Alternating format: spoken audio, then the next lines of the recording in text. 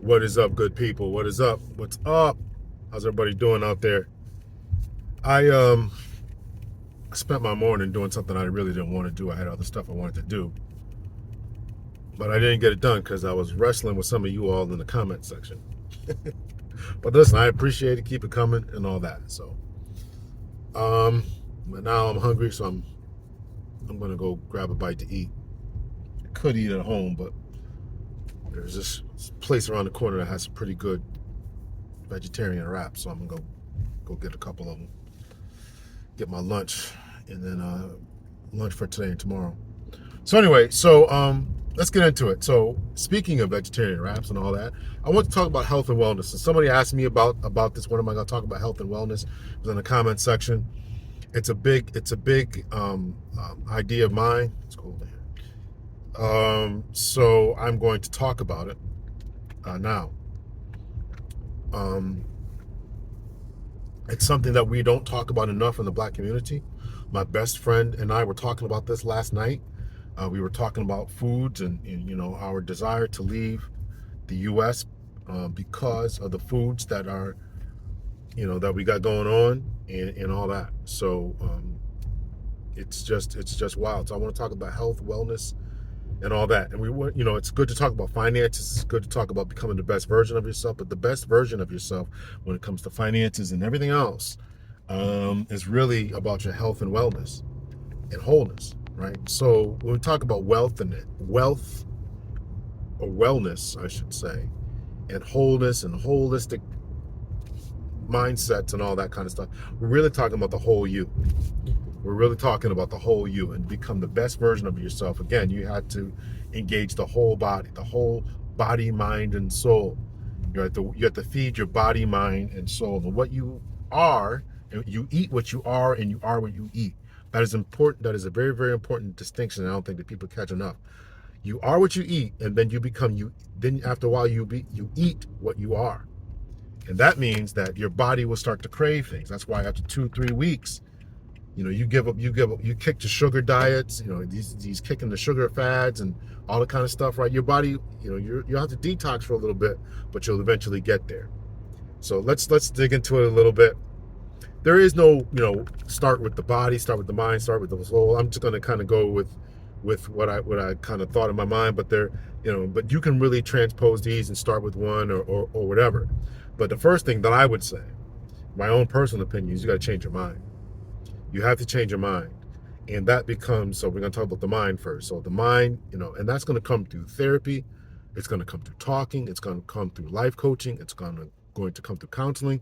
It may come through religion, whether you're going to church and changing your mindset, hearing different messages, what you put into your soul, into your mind every morning, where you're on a workout, when you're on a treadmill, what you're consuming, when you get home, after a while, it really transforms who and what you are. It really transforms who and what you are. So you really had to be very, very careful about what you put into your mind. And then you have to, this is something I recognize is not easy for and with a lot of people. And that is doing self-talk. For a long time, I thought that everybody just had this inner monologue going on here, or inner dialogue, dialogue, whatever. This inner thought process that is going on, asking yourself how you did today, what you should do about your job, what you should do about your finances, your relationships, and all this different type of stuff. And then I had to read some stuff where it says everybody doesn't have that inner monologue. There are people out there who don't don't have the ability to contemplate what's going on. And I'm not saying this to downgrade it, to down anyone, right? Some estimates are I've read between 30 and 70% of the population does not have that inner monologue. Not something that I can understand. I'm constantly evaluating myself, talking to myself, right? Thinking about what I should do, thinking about where I should go, how I'm going to get things done, right? Was I a success? How can I make things better? My mind is constantly doing that. So, but I would suggest that, that people really try to really analyze, even if you got to write it out, about your day, about how you interacted with your boss, how you interacted with your kids, how you interacted with your spouse, right? How you came off, how you sounded, I constantly watch my videos and stuff in the past, and I'm like, man. I remember one time a friend of mine, he's like, man, your content has really gotten better. I'm like, man, I've always been good. And then I went back and listened to it. I'm like, man, he's right. This is terrible. It was terrible. It was terrible. So, you're constantly trying to improve, right? So that's the mind part of you, right? And very, very closely linked to that is the spirit. Now, I'm deliberately saving the body for last. So is the spirit, right? Because now, depending on what your religious beliefs are, whatever's whatever, soul, spirit, I don't want to get into all that, but I'm talking about some type of inner presence or contemplation or thoughts about some type of higher being, higher power, and all that. Some people, dabble in astrology. Some people deal with religion, Taoism, Buddhism, Christianity, Islam, whatever. Some type, and I think that that's important. I do think that that's important because that is really what gives people the morality. I wasn't convinced about it at first, and I'm not saying 100% of the people. I know that there may be some non-believers out there or very, very naturalists who don't believe in anything other than that. And I'm not being a proponent of that. I'm addressing people where they are. I'm saying that if you adhere to some type of religious beliefs, that can be a good thing. I think that when we talk about the gender war, the relationship type of dynamic, I think that is a lost component, and I think a lot of, if you don't have that bridle, that break on you, something to challenge your morality, ethics, your morals, ethics, and values, and all those are vastly different. Well, not vastly different, but there's, I always have to look them up before I start talking about them. But I don't know which one is which. Morals are maybe I'll put it on the screen. Morals are like what you've been instilled with, and value. I think values are what you have been instilled with, and that is what you give, what you deem as worthy. I don't want to start talking about that, 'cause I'll mess all that up. Morals, values, and ethics. Look it up if I don't put it on the screen.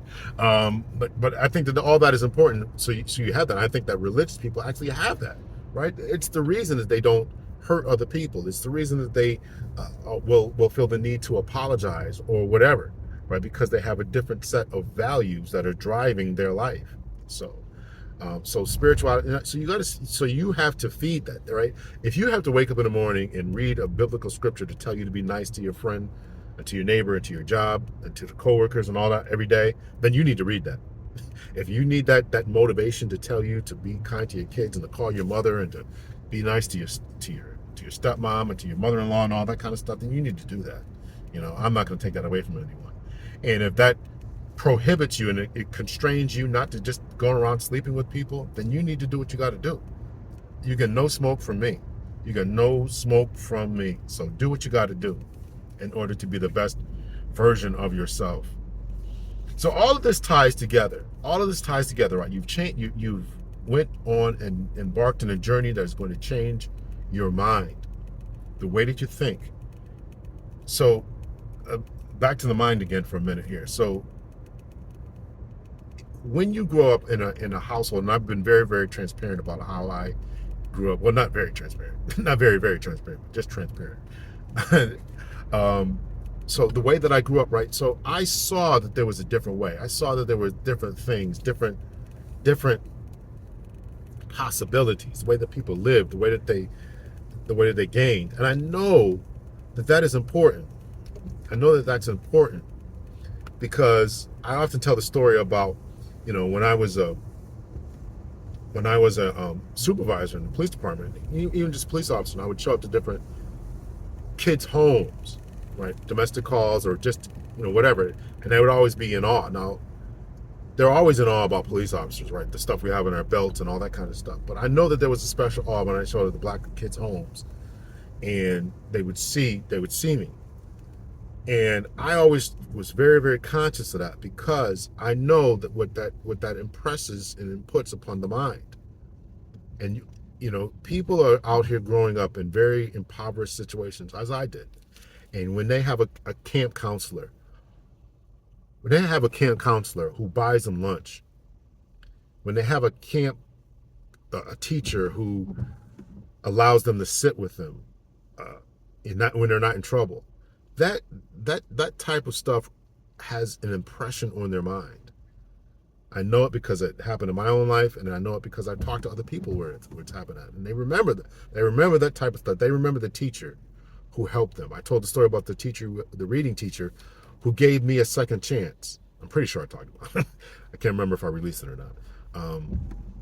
Who gave me a second chance. I'll never forget those type of people, right? And people don't forget those type of things. And those things have impressions on the mind. And those impressions on the mind, depending on your circumstances, when you see people who have prospered, when you see people who have made it, when you see people who have gone up, and you see them in a certain place, that means a lot. That's why it was so important for black folks to see Black Panther, the movie. It was so important for black folks to see these different mayors and governors that we got going on. And yes, even President Obama. It's important.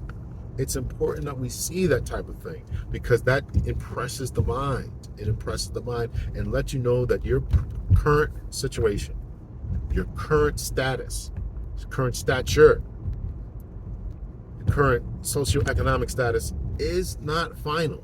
You can still push for more.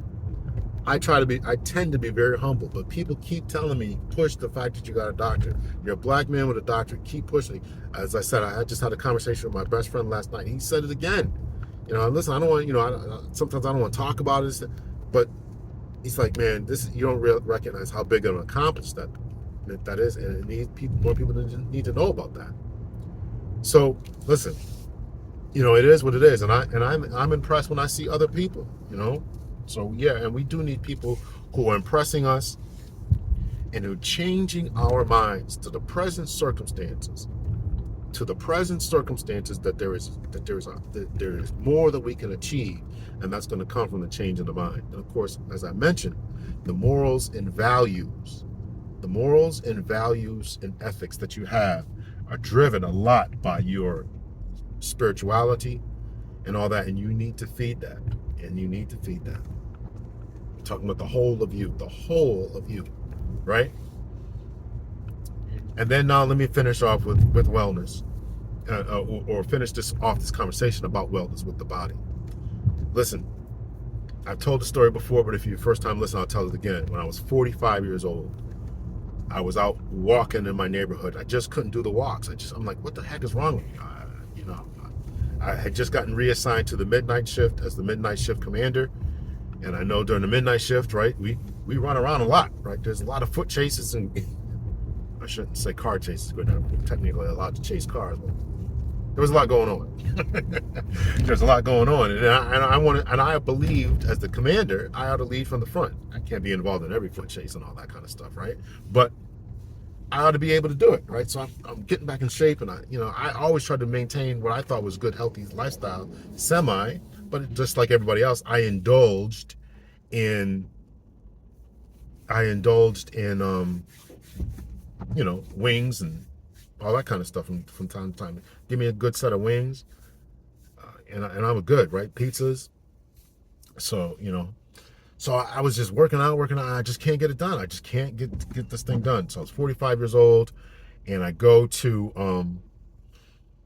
and I'm starting having pain in my shoulder when I start working out or walking up a flight of steps. You got to pay attention to your body. You got to know what you can do.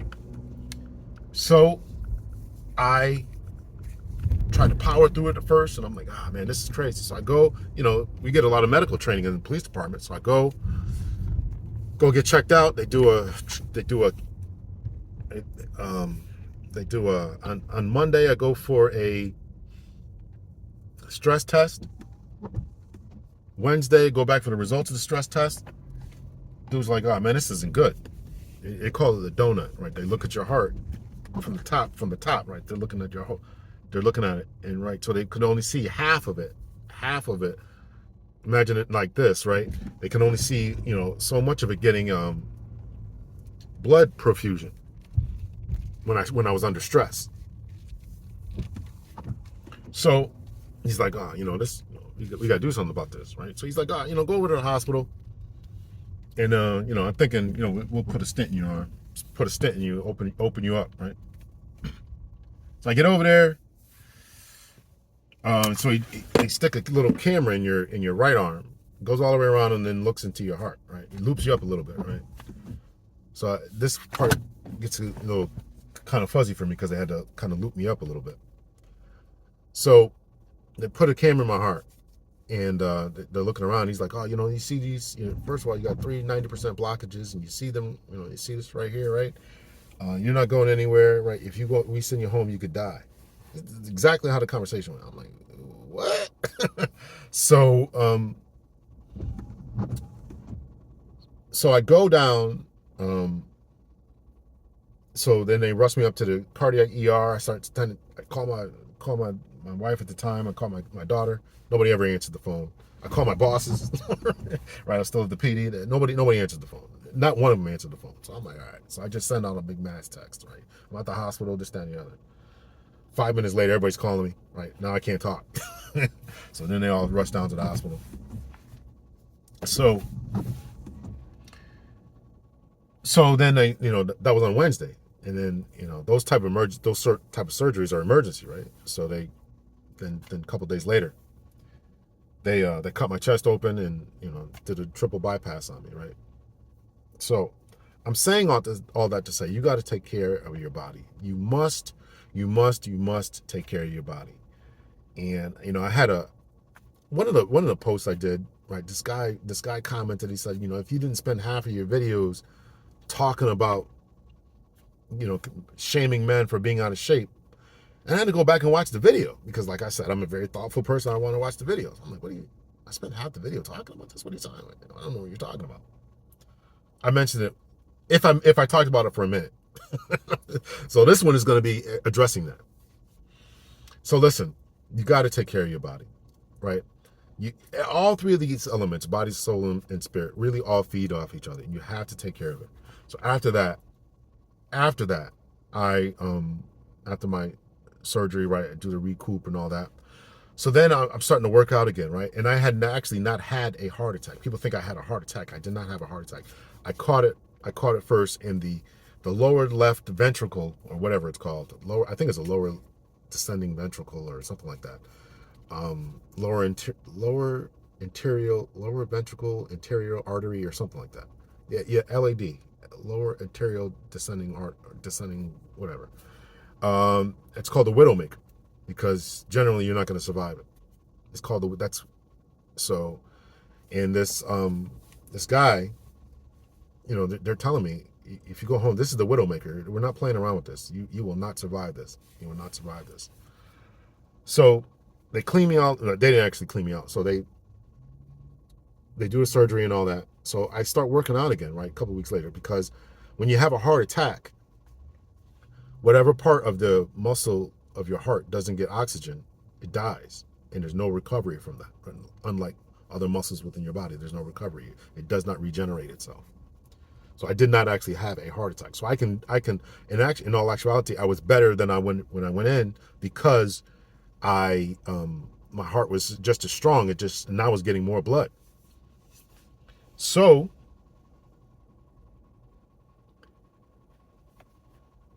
I started working out again and this, that, and the other. But now I'm still eating. I was eating much better, and they told me to eat the Mediterranean diet, which is good chicken, fish, more fruits, vegetables. So I'm doing all that, right? I just still didn't feel good. So I'm reading, doing research, watching YouTube videos, and I come across what's called a whole food plant-based diet. Whole food plant-based diet. Basically, all you eat is fruits, vegetables, nuts, seeds, and good oats. I mean, good. I want to say grains. Good. What's the other term? Carbs. Good carbs, and that's oats, sweet potatoes, yams, brown rice, all kind of rice, really. Brown rice, white rice, doesn't really matter. Just rice. Obviously, no butter. Rice. Lentils, beans, and that's all I was eating, right? So about a year or two in, I started that because, surgery, I'm recuperating. So about a year, it takes about a year to really get back to where you need to be. Some 3 months, some 6 months, but me, it took a year to get back because just whatever. So when I start and I just couldn't get it. So after I'm telling the story, right? So after that, I adopt a whole food plant based diet. Now there's a track by where I live. There's a track by where I live, high school track. So 3 weeks, 3 weeks after me being on this whole food plant based diet, I'm able to run around a track. Able to run around a track, and I'm like, I'm never going back. I'm never going back. Now I make a distinction, and everybody makes a distinction between the vegan diet and the whole food plant based diet. Whole food plant based diet, you really shouldn't be reading ingredients. You don't buy anything, to the most part, the best of your ability, trying not to buy anything within packages. I make exceptions, right? I'll buy beans because I'll buy beans and just really wash them off to get the sodium off and all that kind of stuff, right? So you gotta make exceptions, but just do better. Really, just want to eat everything without sodium and all this box stuff, right? These cakes and all that kind of stuff. You can really do it without it. So whole food plant-based diet is what I want. So I'm making a distinction between that and veganism.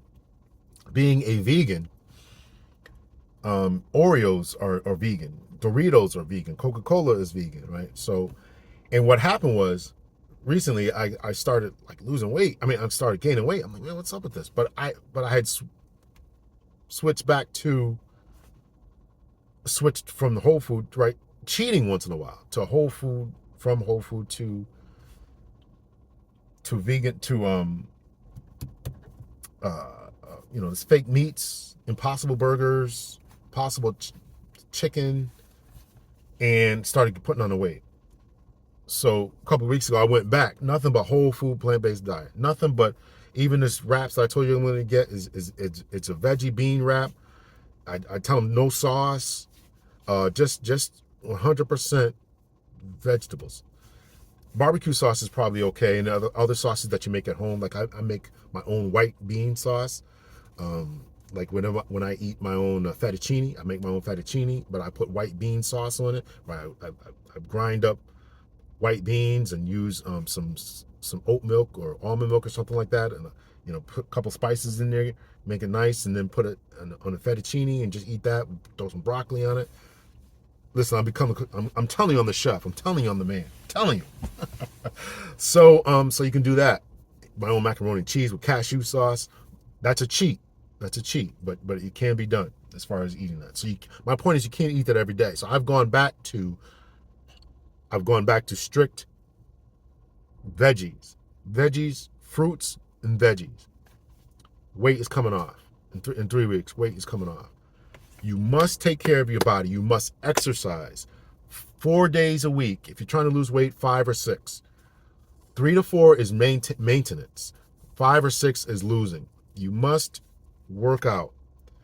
Men, women, you must work out. You must get in the gym. You must go for a walk. You must walk for an hour a day, no less than a half an hour a day. 3 to 4, 5 days a week, minimum, right? Men, try to get push-ups in, all this kind of stuff. You must do it. And then you must change your diet, particularly us as black folks. We must change our diet. We must watch what we eat. We must watch what we put in our bodies. We must watch what we put in our minds. You must do it. You must be very, very cautious about this type of stuff, right? Particularly as we get older. But I'm telling the young men to start now. I talk to my kids, listen, you have a family history. They always when I was in the hospital, they were asking me, you smoke? Did you do this? Did you do that? Did you got high blood pressure? Do you have diabetes, right? All these different comorbidities. I didn't have any of that. I'm like, no, I don't know. No, I never smoked. I never, no, I don't drink a lot. No. I'm like, why is this happening to me, right? Right. And then I thought, right, another big thing, another indicator that something is going to happen is when your little man don't work, right? My man was working, right? So I'm like, wait a minute, why is this happening to me? I don't understand this, right? And it's like, sometimes it just happens, but luckily we caught it. Yeah. So listen, And I'm not going to get too far into this, but you can look at reversal of all this type of stuff. This is my best friend and I were talking about last night. Is reversing a lot of these problems. Reversing whole food plant-based diet reverses these problems. You can read. Don't listen to me, but you can listen to actual doctors. About put in a whole food plant-based diet. Reverse diabetes. Reverse high blood pressure. Reverse um, um, arteriosclerosis, right? Or I'm probably not saying it right. Arteriosclerosis, right? Hardening of the arteries, plaque buildup, right? You can reverse it, right? They're telling you it can't be reversed. You got to do all this kind of stuff. And then I went to see a naturalist doctor a couple of months ago, and he's like, if you would have came to see us, you wouldn't have needed this surgery, right? Even when they told you that, he said, if you stopped that day, you would not have needed the surgery. So listen, I'm telling you right now, I'm telling you to adopt the whole food plant-based diet. Your whole life would change. If you are a man and you're above the age of 40 and your little man is acting funny, you're not waking up with warning wood every day, adopt this diet. You're pre-diabetic, adopt this diet.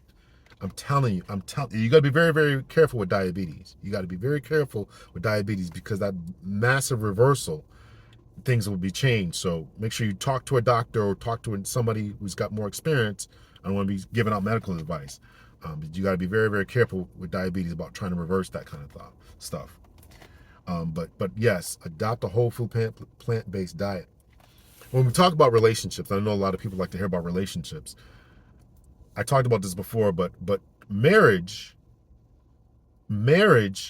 has a protective effect on a married couple. This is a lot about what I miss. And people live longer when they're in marriages, in particular white and Hispanic people. Black people do not get that benefit of living longer. And the study did not tell you why. And I'll try to put the study on the screen. But the study does not tell you why. And I think the reason why is because you get together, you've been eating hog maws and pig fat your whole life. The other person has been eating oxtails and all this their whole life and putting butter on everything and salt and all this kind of stuff. And you get together and you're feeding off each other and you're making it worse. You have to, and so therefore the protective value of a marriage is not there.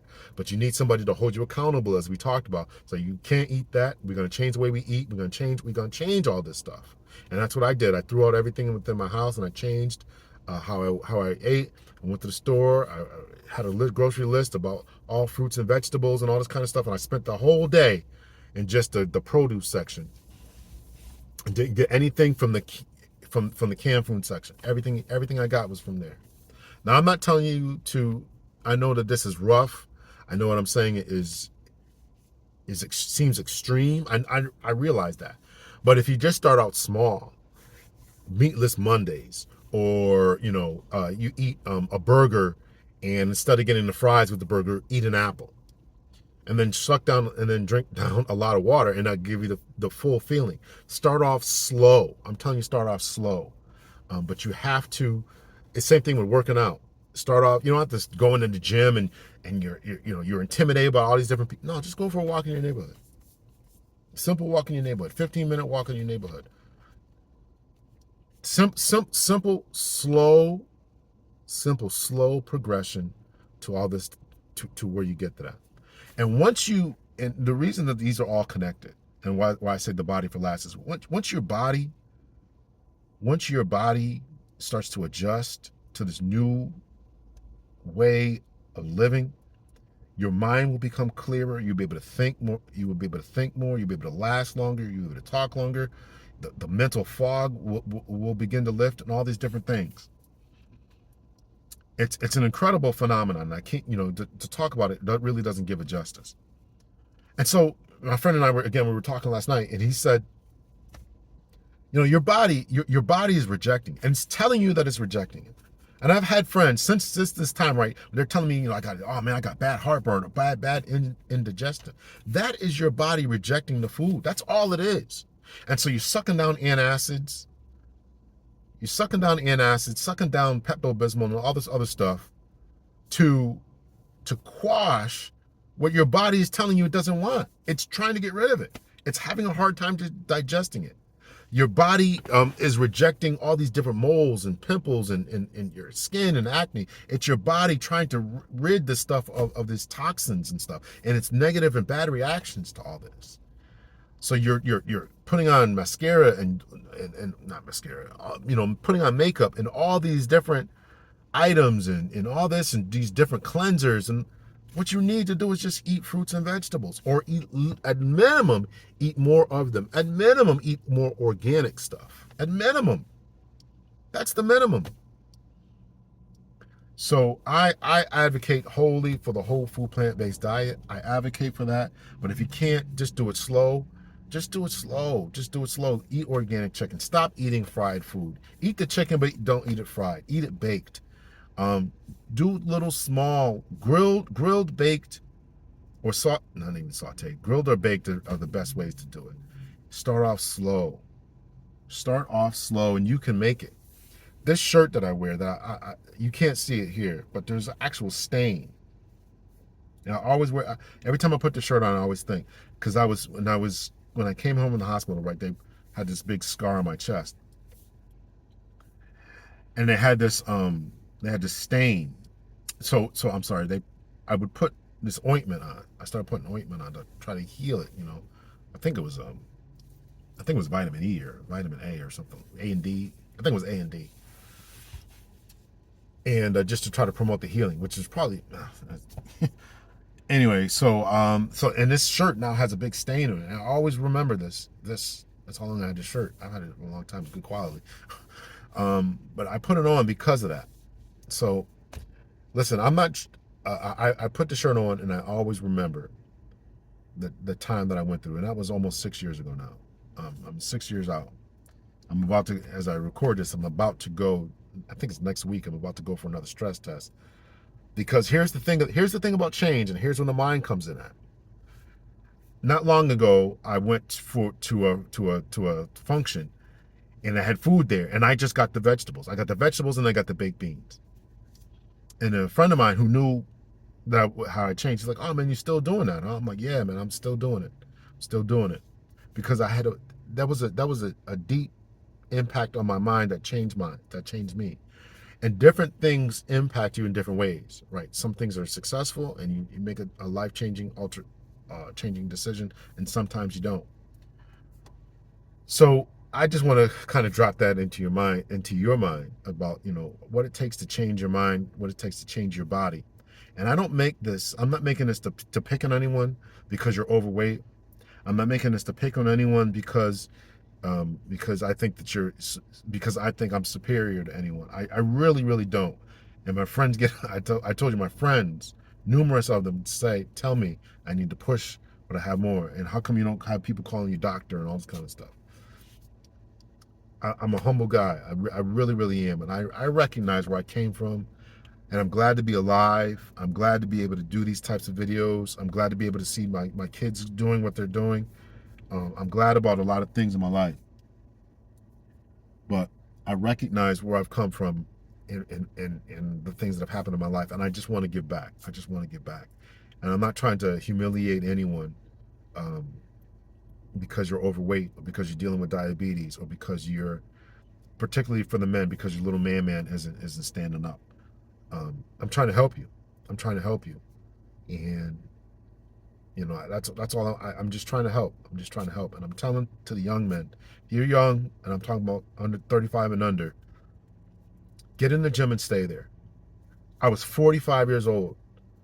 And it was crazy because around the time that I had passed, around the time that I was going through my situation, I'm getting phone calls about such and such passed, while I was in the hospital. My best friend, another one of my good friends,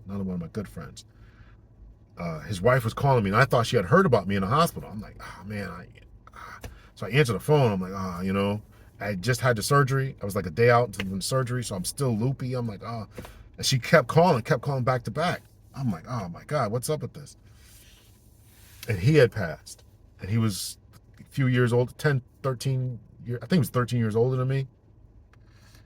And so and there were a couple other people I knew had passed. And when people had come to see me in the hospital, like, man, you caught it, man. That's good. You knew, what's going on. And they start telling me, yeah, such and such died. He was 44 and he had a heart attack. And there was another dude and another friend of mine who I was home for about a year, and he had died of a heart attack. And I'm seeing this all over Facebook. I'm like, oh my God, man. So it's like, why me? This, that, and the other. Why did I make it? And so I try to give back. So I'm telling to the young men, don't ever stop, and know what you can do. One of the reasons that I'm alive today is because I knew what I could do. I played ball my whole life. I played basketball my whole life. Right? I was doing pull-ups, those push-ups, right? But when I stopped and slowed down and try to really get back into, I'm like, man, why is it so hard for me to get back in shape? Why am I having a hard time walking up the steps? You got to know what you can do. And if you don't push yourself, I was talking about pushing yourself about academically and push yourself as, for your job, but you got to push yourself physically. And when you can't do it and you're not getting any better, and that's the thing, I wasn't getting any better. When I was walking up those hills and stuff, right, I was able to do it 3 times, right? Go up in these big long hills in my neighborhood 3 times, 4 times. And then one day I couldn't even do it once. I'm like, oh my God. Then the next day I'm like, I almost called for a ride home. I'm like, oh my, I can't do it. And and then I get to the hospital, they're like, I know this is long. They're like, listen, we don't know how you were doing it. You got 3 blockages in your heart. We don't know how you did it at all. So take care of yourself, take care of your loved ones, eat right, change your diet, change your life, change your mind, change your life. Get to where you need to be spiritually. I want to talk about and this is the whole of you. Everything is connected. Everything is connected. When I don't claim to be know a lot about biology or anatomy and physiology and all that kind of stuff, but the bacteria in your mouth is connected to the bacteria in your stomach, and it's all connected to your mind and what you think about yourself, positive thinking, what you can do, and it's all connected. It's all connected. And you can have a good attitude, you can go to church, but if you go home after church like we used to do and eat fried chicken and stuff, you are not making this good connection. Your brain cannot function. And those foods, the fried foods and the ice creams and the high saturated fats are slowing down your cognitive function. That Alzheimer's, which is when the brain slows down and all that kind of stuff, is called type 3 diabetes in other countries. It's type 3. We're finding a cure and we have walks for it. No, the cure is to eat right. The cure is to eat right. Some of you are taking medications. They tell you, and I knew this before. It wasn't one of the medications they gave me, but they're like, you can't. Some of these medications, like you couldn't, particularly heart medication, you can't mix them with grapefruits. Right? Don't eat this medication with grapefruits because they interact. Because the grapefruit is doing the same thing. Just eat the grapefruit. There's other like blood medications and stuff that are you can't eat it with a lot of greens, right? You got to cut back on your green intake because they counteract. Just eat the greens. Some high cholesterol medications, right? They act funny with oats because oats do the same thing. So listen, eat the oats, eat the greens, do all the research. Don't believe what I'm saying, right? Do the research, look into it, and believe me, just eat. You can eat all that's fruits, vegetables, and stuff, but you got to keep away from the salt. Don't add any butters to it. Don't add any sugars to it. Don't add any sauces. And if you're gonna add sauce, make it your own. That way you watch the sodium intake and you know what's in it. Lay off the dairy. Dairy is an inflammatory, just makes everything blow up and stuff. Some of your allergies will go away if you just get off the dairy. It's crazy. Nobody should be eating dairy. Only little babies. And that's human milk. Long thing. I made this long enough. I really want you all to be the best versions of yourself. Financially, economically, as far as your social relationships, your social awkwardness and all that.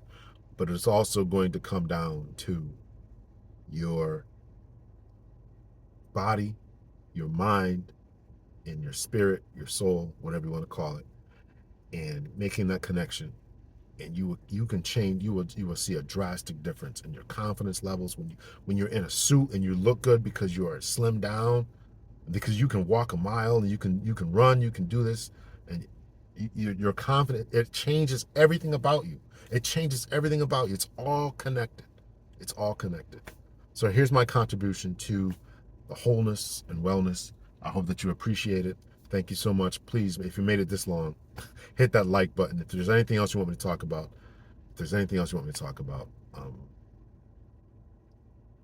hit me an email. Much love and peace, everyone.